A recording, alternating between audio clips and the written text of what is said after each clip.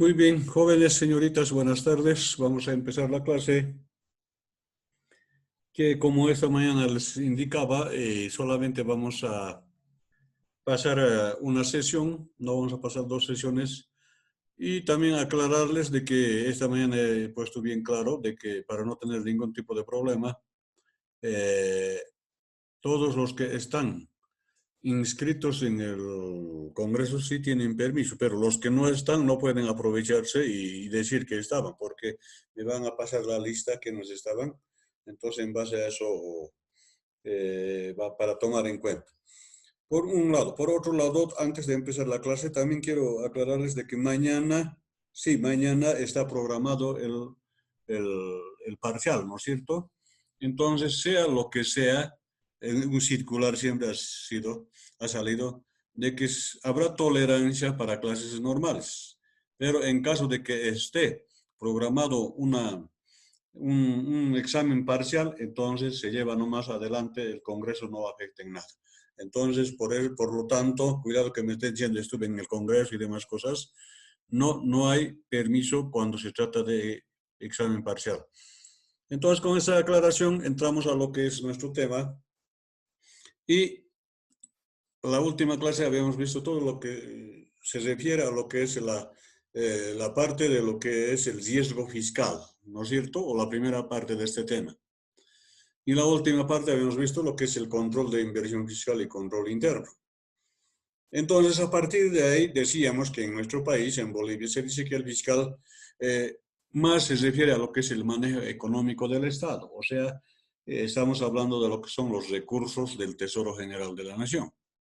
El sistema de control fiscal se define como un conjunto decíamos, de principios, normas, procedimientos relativos al control de actos administrativos, económicos y financieros de las entidades del sector público. A partir de ahí, entonces, cuando hablamos de lo que es riesgo fiscal, entramos a la segunda parte, cuando hablamos de lo que son los recursos del Estado, entonces entramos a ver lo que es, en este caso, el riesgo país. La segunda parte del tema. Y decimos que antes de ver lo que es el riesgo país mismo, primero vemos lo que son las dimensiones del riesgo en las decisiones financieras, a lo que nos interesa a nosotros. O sea, cuando tenemos que tomar ciertas decisiones financieras, ¿qué riesgos a nivel país asumimos? Y ahí van involucrando 5 categorías de riesgo. Primero, que sería el más grande o el más general, riesgo global. Luego el riesgo país. Luego el riesgo sectorial o de mercado. Luego el empresarial y financiera empresarial. Entonces, los 5 serían los riesgos. Y lo que nos interesa en este caso es ver lo que es el riesgo país. Y para lo cual, primero, antes de ver lo que es el riesgo país, vamos a ir viendo así en resumen lo que es el riesgo global. ¿A qué llamamos riesgo global? Dentro de lo que son las dimensiones de riesgos en las decisiones financieras, vale la pena nomás mencionar en forma breve de un riesgo que va midiendo en lo global. A nivel macro, en cuanto a las inversiones.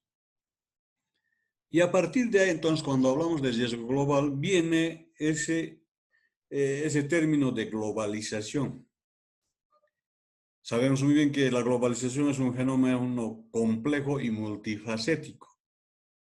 Es importante entender estas dos formas de concebir lo que es la globalización, como expansión de las relaciones de mercado a todo lo que es la vida social y como profundización de las interrelaciones que existen entre lo que es el sistema capitalista y esa interrelación de lo que es, en este caso, la profundización de los sistemas. Y a partir de ahí, que la primera, decimos, es hacia afuera o con una mirada hacia afuera como expansión. Y la segunda, con una mirada hacia adentro como intensificación.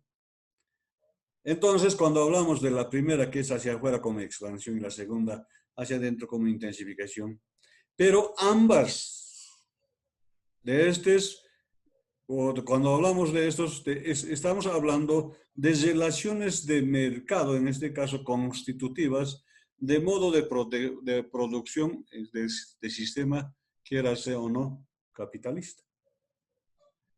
Y a partir de ahí, entonces, decimos que es intrínseco a él, ya que las diversas etapas del desarrollo histórico del mismo muestran precisamente esos dos sentidos de expansión continua, hacia afuera, de intensificación, de expansión hacia afuera y de intensificación hacia adentro. Entonces, a partir de ahí, surgen ciertos aspectos decisivos para lo que es el crecimiento de la globalización. Y a partir de ahí hablamos de tres fenómenos o de tres elementos que en este caso manejan lo que es el riesgo global. Como decimos que va a depender siempre de lo que es la capitalización y a partir de ahí entonces va creciendo tres elementos o tres fenómenos que conforman lo que es la globalización. ¿Y cuáles son esos? Primero, el desarrollo, o sea, con la globalización, con el riesgo global que va creciendo, va apareciendo y van desarrollando ciertos elementos, como el desarrollo de las corporaciones transnacionales, por un lado. Por otro lado, lo que es el desarrollo de la banca mundial y finalmente el desarrollo tecnológico. Entonces, cuando hablamos de lo que es la globalización, estamos hablando de esos tres términos que estamos hablando cuando hablamos de esos tres crecimientos. Por ejemplo, lo que es el crecimiento de las corporaciones transnacionales, el crecimiento de la banca mundial y el crecimiento tecnológico. Y cuando alguien dice, o algún gobierno dice de que no, yo no me quiero someter a lo que es el riesgo o la globalización o al riesgo global, a la globalización, si nos damos cuenta, están hablando, discúlpenme la expresión, tonteras. O por hacer solamente un protagonismo político. ¿Por qué? Usted se preguntará. Y muchos me dirán, porque cuando uno está de estudiante es medio revolucionario, ¿no es cierto? Y al sistema capitalista siempre lo miran con malos ojos sin saber el concepto verdadero. Aunque en nuestra área estamos obligados a saber todo eso, ¿no es cierto? Entonces supongo que hasta estas alturas ya saben qué quiere decir el sistema capitalista o el capitalismo. Entonces, a partir de ahí, cuando hablamos de este crecimiento de estos tres elementos, estamos hablando de esos crecimientos de corporaciones transnacionales, empresas transnacionales, el crecimiento de lo que es la banca mundial y el tecnológico. Y si alguien dice, yo no quiero someterme a lo que es el riesgo global, pero son los primeros en apoyarse en empresas transnacionales. ¿Qué ha pasado con el actual partido, que es otro gobernante de hace 14 años, durante 14 años, nos dijo de que no, ellos al sistema capitalista no quieren verle siquiera? ¿Por qué? Porque eran del sistema populista. No diremos socialista porque tampoco no tienen idea de socialismo. Entonces, porque son de un sistema populista. Y a partir de ahí decimos de que, decían, ¿no? De nosotros no vamos a someternos a lo que es el riesgo global o la globalización.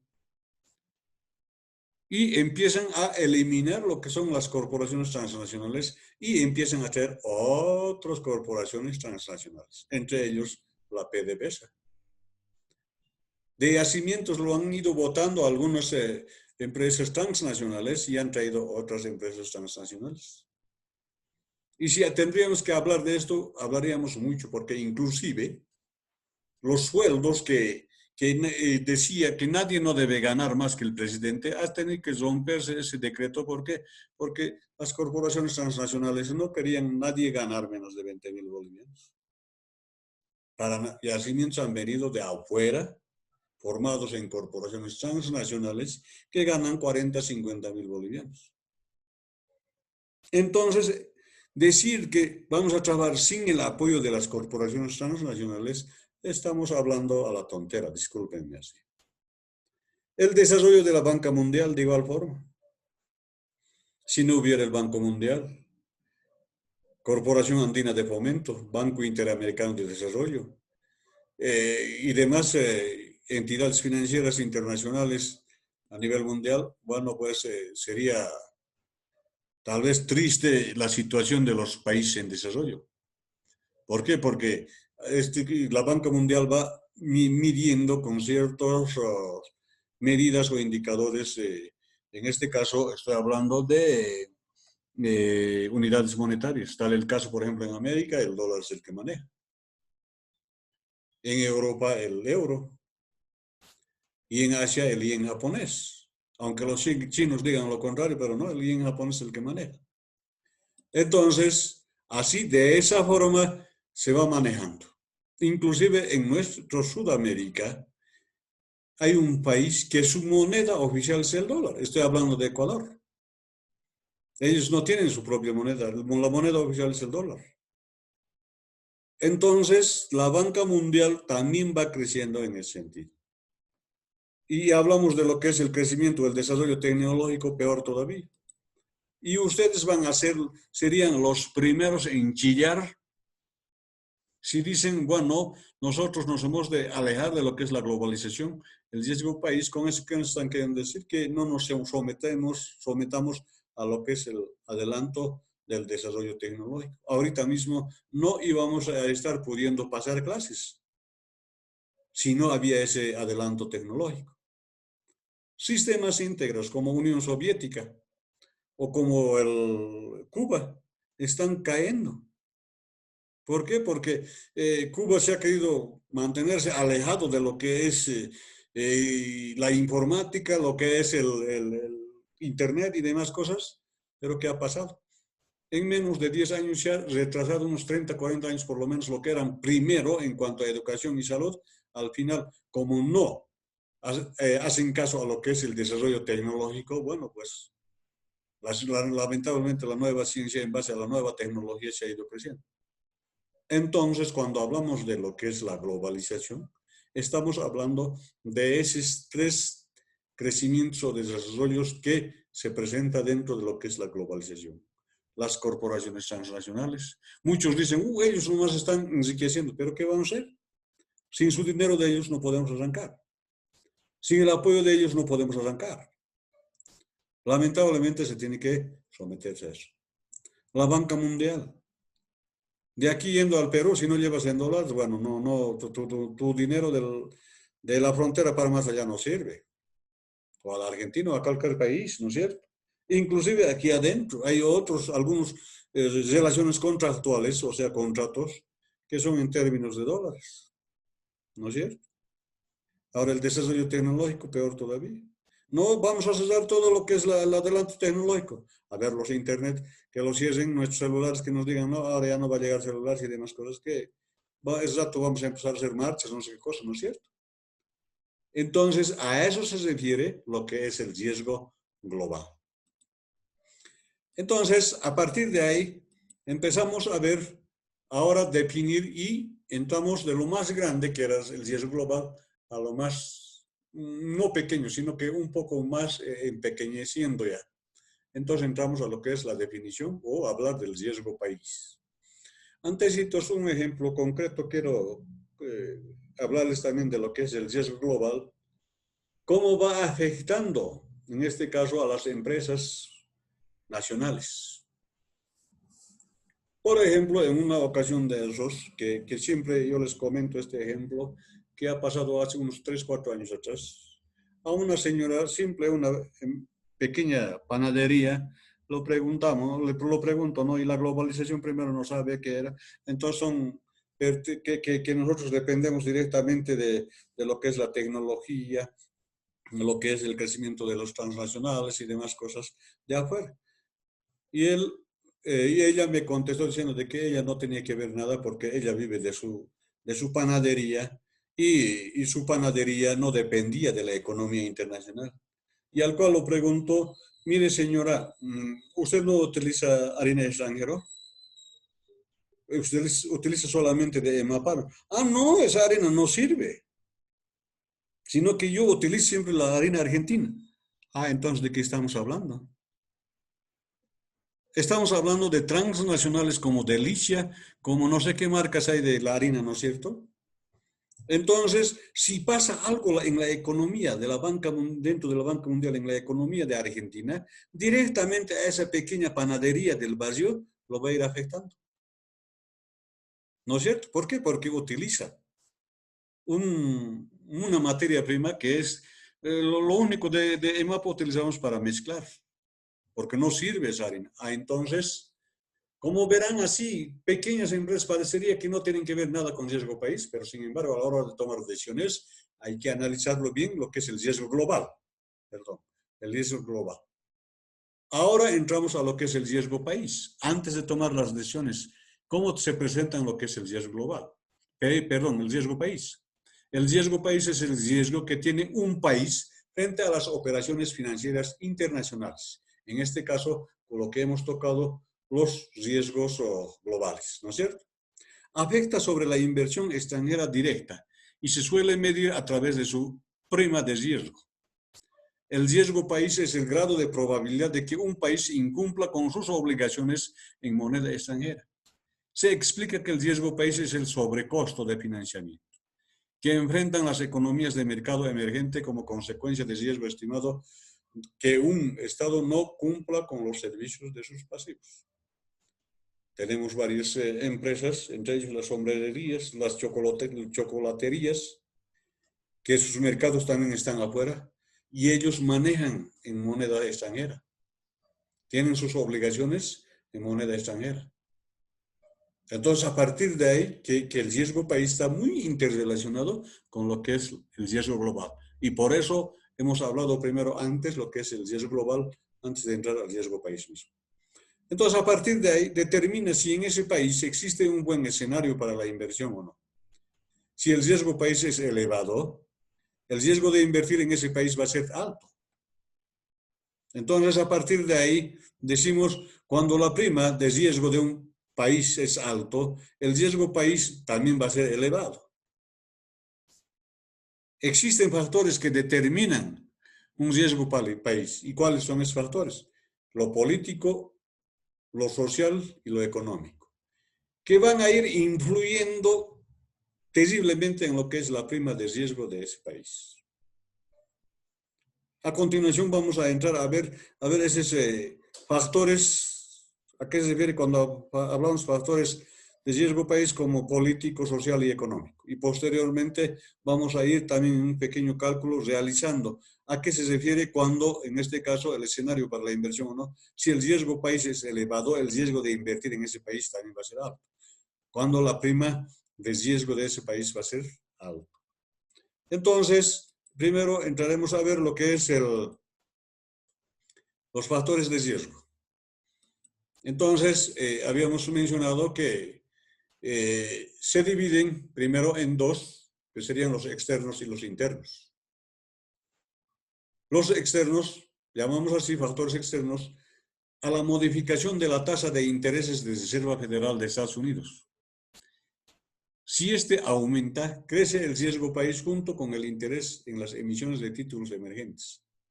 Esto se evidenció con el aumento de la tasa de en este caso de la Reserva Federal de los Estados Unidos en diciembre del 2018, cuando de 2.25 sube a 2.50. A todo el mundo, no solo a Sudamérica, lo hizo tambalear. Entonces, esos son los factores desde afuera que van midiendo. O sea, en este caso, el manejo de la moneda que hacemos las transacciones comerciales internacionales. Y los factores internos, ¿cuáles serán? Los riesgos que tomamos en cuenta como factor interno, primero, la devaluación. El tipo de cambio va a ir impactando fuertemente si es que hay devaluaciones. Felizmente en nuestro país todavía no hay. Ojalá no haya porque ustedes no han visto todavía. Porque cuando hay devaluaciones, bueno, inclusive había una temporada donde no sabíamos ni cuándo. O sea, yo no tampoco porque yo también estuve en colegio recién entrando a la universidad. Entonces nuestros papás o mamás no sabían ni cuánto era su sueldo porque cada 3, 4 días iba cambiando y lo que recibían era un montón de chala, ¿no? Entonces, cuando hablamos de devaluación, estamos hablando de lo que en este caso va subiendo el valor del tipo de cambio del dólar y se va devaluando nuestro dinero. Lo que ahora, por ejemplo, a tipo de cambio del dólar, si estamos hablando de 100, sería aproximadamente 700. Con 700, ¿qué cosa podemos comprar? Pero sube, por decir, a 1000. Ese 700 ya no alcanza para los 1000. Y los vendedores automáticamente al tipo de cambio lo hacen subir. Otro factor interno, la desaceleración de la actividad económica. Las condiciones macrofinancieras y el contexto político crea desconfianza del mercado y va creando cierta incertidumbre. Entonces, cuando hablamos de esa desaceleración de la actividad económica, por ejemplo, en esta época de la pandemia, esa aceleración que ha ido desacelerando, ha ido quedándose como un estado quo, donde no ha ido creciendo. Ahora eso es, nuestro gobierno también dice, de que nosotros hemos dejado con un crecimiento alto, ahora por primera vez en 14, 15 años estamos viendo un decrecimiento de la economía. Pero esto es a nivel mundial. Porque en base a eso, para los inversionistas va a ser lo más fregado, va a ser de aquí al 2021, 2022, ¿qué se hace? ¿Cómo se hace? ¿Tendrán esa capacidad fácil de encarar o es que va a haber algún problema? Ahí está.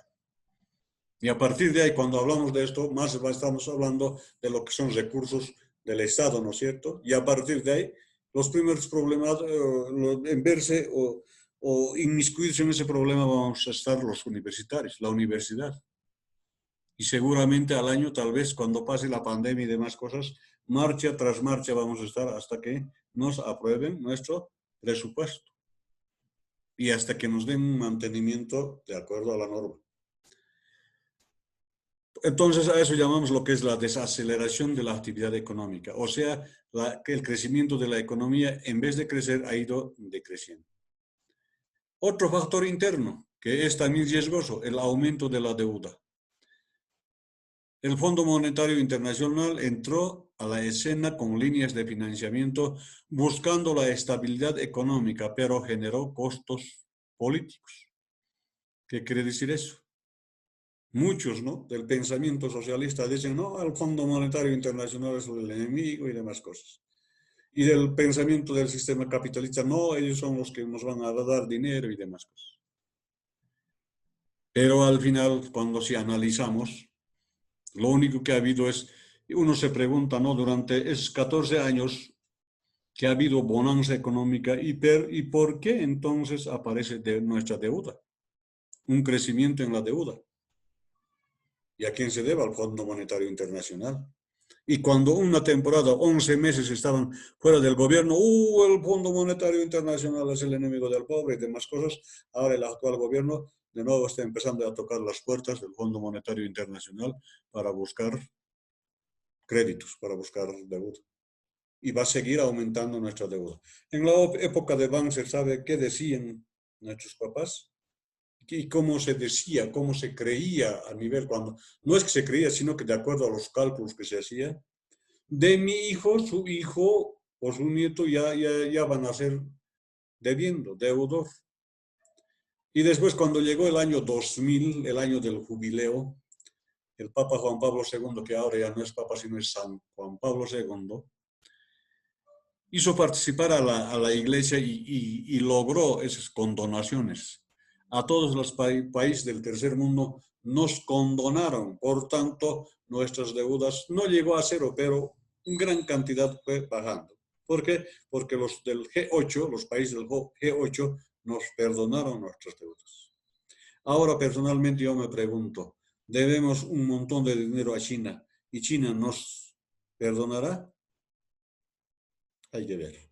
No me animo a decir sí o no, pero sin embargo, con lo que manejan ellos, ese sistema comunista que ellos tienen, dudo mucho a que nos puedan algún día condonar. Entonces, así de esa forma, Hablamos de lo que son los factores externos, de dónde viene y a qué se refiere cuando hablamos de los factores internos dentro de un riesgo país. Entonces, a partir de ahí, podemos ir hablando de lo que es dentro de los factores internos, los principales factores generadores que se dividen en tres: la situación política, la situación económica y la situación social. Cuando hablamos de la situación política, antes de tomar una decisión, vemos qué riesgos existen dentro de un país. Y dentro de un país, lo primero que nos encontramos dentro de lo que es la situación política, los riesgos van a ser vinculados a 6 factores. Nos preguntamos o nos debemos de preguntar antes de tomar la decisión: ¿hay estabilidad política en ese país? No los pregunto porque vamos a tardar mucho, pero en clase presencial esta parte los estudiantes lo resuelven. Cuando nos preguntamos, ¿habrá estabilidad política? Sí, hay estabilidad política, había estabilidad política. ¿Por qué? Porque en el Parlamento tenían 2/3 y por eso hacían lo que querían. O sea, así por así no se podía bajar, hasta que al final han cometido un error y con eso se lo sacó. Ahora de nuevo han vuelto, ahora habrá que ver porque ahora ya está un poco equilibrado el Parlamento, no sé si habrá estabilidad política. ¿Hay legitimidad política? Sí, había. ¿Por qué? Porque con mayoría de porcentaje ahora también ha sido electo, supuestamente, ¿no? Entonces, por lo menos yo quiero creer eso, con 54%, si no me equivoco, ha sido electo. Entonces, por tanto, hay legitimidad política. ¿Habrá gobernabilidad? Había gobernabilidad más antes. ¿Por qué? Porque la mayoría del Parlamento, esos eran los que manejan. Ahora no sé. No sé hasta dónde iremos. Esperaremos a que pase la pandemia y de eso saber qué dicen. Transparencia pública. ¿Hay transparencia pública? Eso sí, existe mucha duda. ¿Por qué? Porque se habla mucho de lo que es la corrupción. La seguridad jurídica. ¿Habrá seguridad jurídica? El actual ministro mismo ahora está empezando ya a hablar de lo que hay que enjuiciarle a los magistrados por no saber manejar lo que es la justicia. Entonces, por tanto, no hay seguridad jurídica. Y el grado de cumplimiento de la ley, si no hay seguridad jurídica, tampoco no están cumpliendo lo que es el cumplimiento de la ley. Entonces, 6 factores se presentan dentro de lo que es la situación política. Dentro de la situación económica, de igual forma, está vinculado a 6 factores. El crecimiento económico. Había crecimiento económico, ahora con la pandemia a nivel mundial todos han decrecido. Se decía inclusive varias veces, hasta doble aguinaldo ha habido. ¿Por qué? Porque ha pasado el 4,5% de crecimiento. La distribución del ingreso. Hay distribución del ingreso. Todo lo que se recauda, aunque en mínima parte, el 5% a lo que es las universidades, el 10% a las alcaldías, también el 10% a las gobernaciones y el resto ellos disponen. Entonces, aunque no en forma equitativa, pero hay distribución del ingreso hasta lo que, desde el momento en que nació la Ley de Participación Popular. Estoy hablando de 1994. Entonces, a partir de ahí, cuando sale la Ley 1551 de la Ley de Participación Popular, hay distribución del ingreso. ¿Y cómo está el nivel de empleo? Hay que preguntarse. Ellos dicen que habían bajado harto, pero ¿será cierto eso? La situación fiscal y cómo está el cumplimiento con nuestros tributos. ¿Hay morosidad? ¿Cómo se está cumpliendo? ¿Todo el mundo paga impuestos? ¿Lo que tiene que pagar? ¿O es que muchos están evadiendo? La estabilidad monetaria. Sí, hay estabilidad monetaria por ahora. ¿Por qué? Porque hace tiempo ya se ha mantenido en 6,96 el tipo de cambio. ¿Y la situación externa cómo está? En este caso, con relación a lo que es la situación económica a nuestro alrededor. Hay ciertos riesgos. En Argentina, por ejemplo, bueno, estos últimos por lo menos ya no ha habido devaluaciones, pero sí, están sometidos todavía a esa inflación. Finalmente vemos lo que es la situación social. También vinculada a 6 factores. Las características de la población. ¿Qué características tiene una población antes de tomar una decisión, antes de invertir? ¿Qué riesgo corremos frente a lo que es la situación social? Las características de la población. ¿Qué características tienen? ¿Qué usos y costumbres tienen? Porque inclusive la Constitución Política del Estado dice de que se debe respetar sus usos y costumbres. El nivel de calidad de vida, ¿cómo está? ¿Cómo están los hospitales? ¿Cómo está la salud? ¿Está bien? ¿Está mal? Ustedes son los mejores testigos cómo se ha vivido en esta pandemia. El grado de desarrollo humano, ¿cómo está la educación? ¿Estamos avanzados? ¿No? ¿Más o menos? ¿O es que estamos retrasados? Y esta pandemia mismo nos está haciendo ver. Lamentablemente ha tenido que haber clausura del año escolar. Han pasado sin saber nada de curso. La justicia y equidad social. ¿Hay justicia y equidad social? O sea, hay esa equidad. Al menos desde mi punto de vista, solamente en papeles no existe. Es una equidad social. El capital social y la resolución de los conflictos sociales. Primero, el capital social. ¿Existe suficiente capital social para que se pueda mover en cada familia? No, muchos apenas para el día están ganando. Y la resolución de los conflictos sociales. La resolución es de inmediato. En un principio sí se basaba, pero dentro de los 14 años, en los últimos, no sé si ustedes se han enterado o veían, de que esperaban, con los bloqueos también esperaban a que se cansen y levanten. O sea, no había resolución de conflictos sociales. Pero si era algo del sector que los apoyaban, inmediatamente solucionaban, ¿no es cierto? Entonces, en síntesis, cuando hablamos de riesgo país, antes de tomar una decisión de una inversión, tenemos que ir viendo dentro de un país cómo está la situación política, cómo está la situación económica y cómo está la situación social, basado siempre cada uno en sus 6 factores. No sé si tienen alguna pregunta.